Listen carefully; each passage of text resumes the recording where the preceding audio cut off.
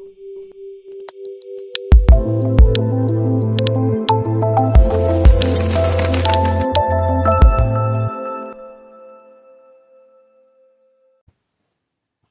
वालेकुम व्यूअर्स, उम्मीद करता हूँ आप सब खैरियत से होंगे। मेरा नेम है नुमान अख्तर और आप देख रहे हैं original James.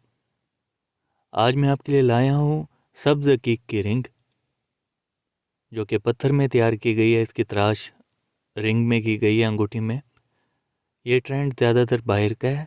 Out of country इसमें लोग पत्थर की ही रिंग तराश करवा के पहनते हैं और अलहदा से चांदी में रिंग तैयार नहीं करवाते या गोल्ड में। तो इस रिंग की प्राइस है 3500। आप इसको कैश ऑन डिलीवरी पे भी ऑर्डर कर सकते हैं। 100% नेचुरल अकीक की बनी हुई रिंग है ये, सब्ज़ अकीक। और आप देख सकते हैं कि कलर कितना ज़बरदस्त है इस रिंग का। अगर आप इसको परचेज़ करना चाहते हैं तो आप स्क्रीनशॉट लेके मुझे व्हाट्सएप पे सेंड करें और ऑर्डर अपना बुक करवाएं। मिलते हैं इंशाल्लाह नेक्स्ट वीडियो में, तब तक के लिए अल्लाह हाफिज़।